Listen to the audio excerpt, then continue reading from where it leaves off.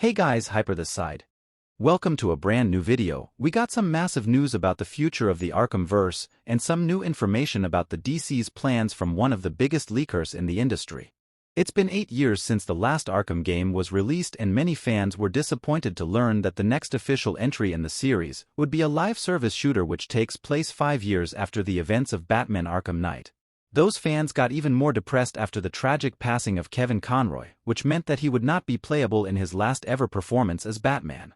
And while most of the people who only want to play single-player Batman games aren't going to give it a chance, many who were on the fence or not interested now are. Public opinion shifted dramatically about the game after a series of marketing moves, like a closed alpha test that seemed to win a lot of players over and announcing the fan-requested offline mode. That's good for fans of the game, but what about everybody else? Well, we also got confirmation this may not be the final game in the universe like many assumed.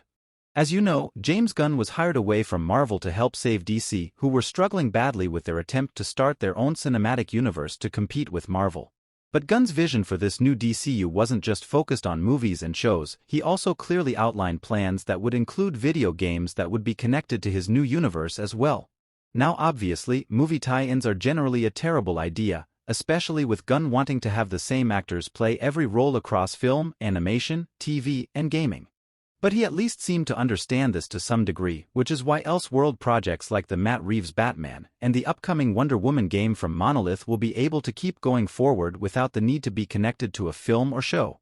The important thing is the willingness to produce more video games featuring the IP they own, which the CEO of Warner Brothers spoke at length about, even going so far as to tease a Superman game that would take advantage of the Superman legacy hype. But with no Kevin Conroy, a new focus on live service, plus the fact that Rocksteady's founders left the studio, it was hard to picture the universe continuing, but now we know Warner Brothers has no intention of ending the series. James Gunn confirmed while answering questions on Threads their intention of keeping the universe going.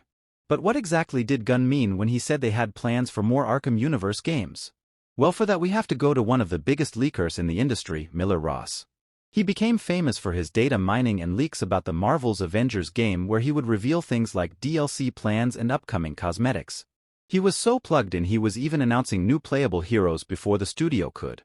Now he's doing the same for Suicide Squad, providing a ton of information about the game through his data mining, such as new game modes and post-launch DLC characters. I've talked to Miller about this stuff, and there is a lot he knows about the game that he hasn't shared publicly because he doesn't want to spoil things too badly for the players. But since he is so knowledgeable, I was curious what his take on the James Gunn comment would be, and was not disappointed. In response to the message from Gunn, Miller said, "We're going to have a very interesting conversation come launch." Miller here is of course talking about Rocksteady's upcoming live service looter shooter. It seems like he was saying the ending of the game's main story will be very much connected with what James Gunn said, which he clarified in this follow-up.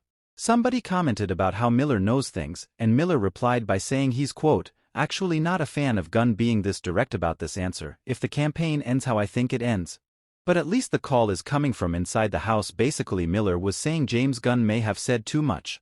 Now Miller does in fact know how the game's campaign ends, as well as what the endgame will be and many of their post-launch plans. I'm not gonna say anything about what I know, because spoilers and WB would also nuke this video. But fans of DC are definitely going to be getting more games in the future. And not just part of the Arkhamverse.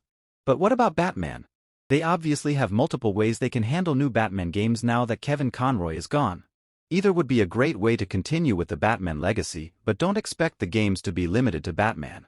As you'll see, there is a lot they can do with the Arkhamverse besides trying to recreate the magic of Arkham City, and we are here for all of it. I hope you have liked this video. Please do subscribe, thanks.